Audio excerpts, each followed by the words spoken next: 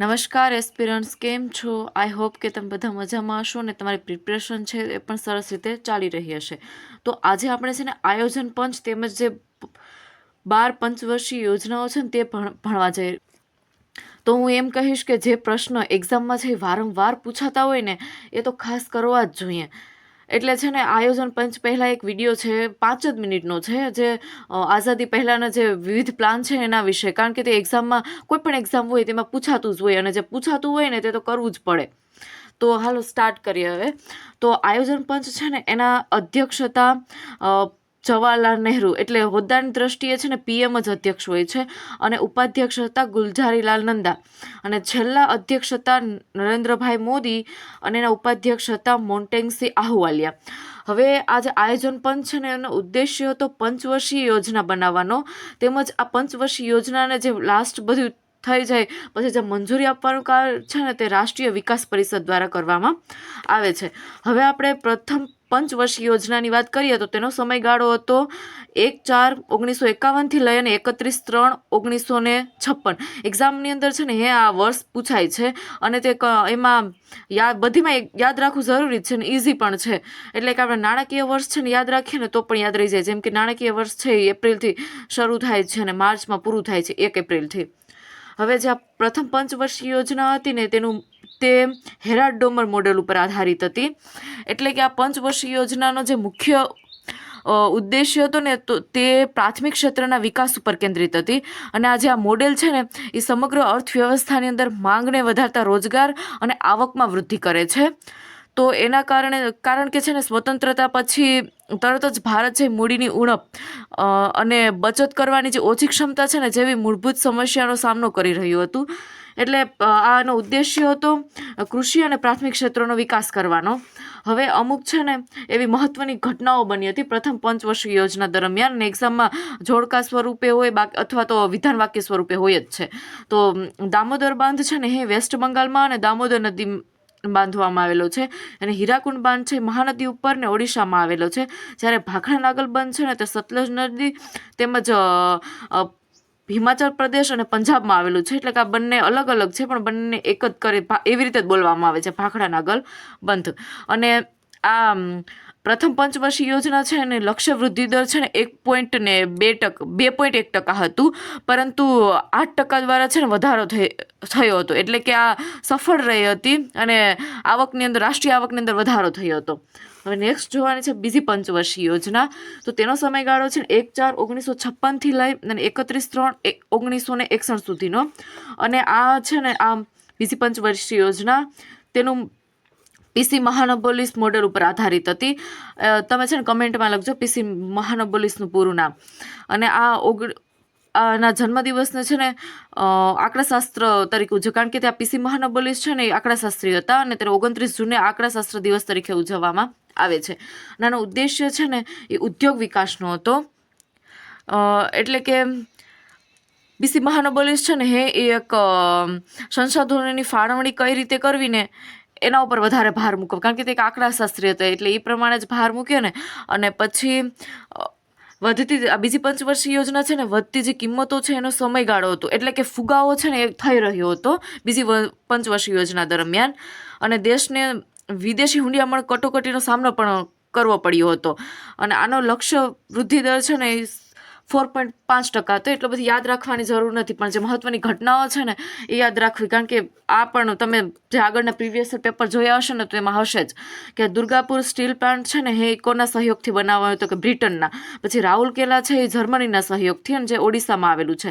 અને ત્રીજું છે ભિલાઈ કે જે રશિયાના સહયોગથી, અને છત્તીસગઢ જોડકા સ્વરૂપે છે ને આ એક્ઝામમાં હોય જ છે. આમાં છે ને કન્ફ્યુઝ થવાનો પોઈન્ટ વધારે છે, એટલે નોટ સ્વરૂપે છે ને બનાવી લેવાનું.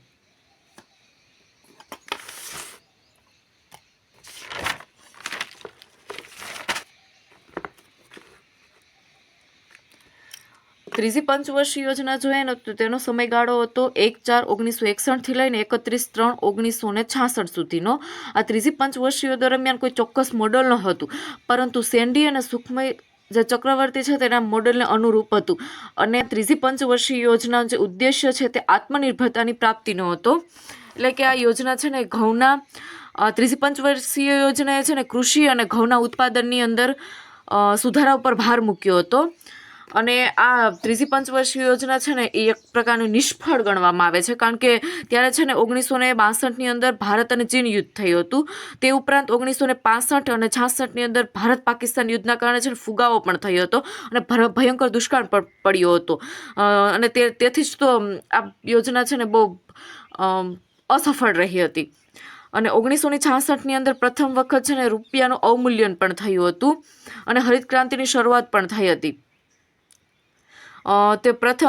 તેમજ આ ત્રીજી પંચવર્ષીય યોજના દરમિયાન ભારતે છે ને પ્રથમ વખત IMF પાસેથી ઉધાર લેવાનો પણ આશરો લીધો હતો. હવે એક્ઝામમાં પૂછે કે રૂપિયાનું પ્રથમ અવમૂલ્યન છે, આ ઘટના છે કઈ પંચવર્ષીય યોજના દરમિયાન હતી, તો તે ત્રીજી પંચવર્ષીય યોજના દરમિયાન હતી. તેમજ જે IMF પાસેથી સૌપ્રથમ ઉધાર લેવાનો આશરો છે તે પણ ત્રીજી પંચવર્ષીય યોજના દરમિયાન થયો હતો. હવે ચોથી પંચવર્ષીય યોજનાની વાત કરીએ તો તેનો સમયગાળો 1-4 પછી છે ને ચોથી પંચવર્ષીય યોજના પહેલાં છે ને 3 એવા એક પ્લાન આવે છે, કારણ કે નિષ્ફળ રહ્યું હતું ને પછી છે ને અલગ અલગ 1 વર્ષીય પ્લાન આવે છે 1966, 67 ને 68 સુધી. અને પછી છે ચોથી પંચવર્ષીય યોજના આવે છે. એના મુખ્ય કારણોની અંદર દુષ્કાળ ને યુદ્ધ ને એવું જ છે, એવી જ પરિસ્થિતિઓ. હવે ચોથી પંચવર્ષીય યોજનાની વાત કરીએ ને તો તેનો સમયગાળો છે 1-4-1969 લઈને 31-3-1974 સુધીનો. એટલે આ છે ને એક્ઝામની આ ચોથી પંચવર્ષીયનો સમયગાળો છે ને કદાચ પૂછી લે, કારણ કે તે આગળ 3 પ્લાનિંગ હતા ને અલગ અલગ વાર્ષિક એટલે. અને આ ચોથી પંચવર્ષીય યોજના છે ને કયા મોડેલ ઉપર આધારિત હતી તો SN માનલે તેમજ અશોક રુદ્ર, અને તે ઉપરાંત છે ને DR ગાડગીલ રણનીતિઓ આધારિત પણ હતી. અને ત્યાં ચોથી પંચવર્ષીય યોજના દરમિયાન ક્યાં ક્યાં ઘટનાઓ બની હતી તો કે 14 બેંકોનું રાષ્ટ્રીયકરણ થયું હતું. તે ઉપરાંત પરિવાર નિયોજન કાર્યક્રમ પણ ચોથી પંચવર્ષીય યોજના દરમિયાન જ થયો હતો. એક્ઝામમાં ઘણી વખત પૂછાય છે 14 બેંકોનું રાષ્ટ્રીયકરણ તેમજ આ પરિવાર નિયોજન કાર્યક્રમ. અને ચોથી પંચવર્ષીય યોજના દરમિયાન છે ને ભારતે સ્માઇલિંગ બુદ્ધ એક ભૂગર્ભ પરમાણુ પરીક્ષણ કે જે 18 મે 1974 રાજસ્થાનના પોખરણમાં થયું હતું. હવે પાંચમી પંચવર્ષીય યોજનાની વાત કરીએ ને તો તેનો સમયગાળો હતો 1-4-74 લઈને 31-3-79 સુધીનો. અને આ પાંચમી પંચવર્ષીય યોજના છે DP ધર મોડેલ આધારિત હતી. અને તેનો લક્ષ્ય હતો ગરીબી નાબૂદી તેમજ આત્મનિર્ભરતાની પ્રાપ્તિ.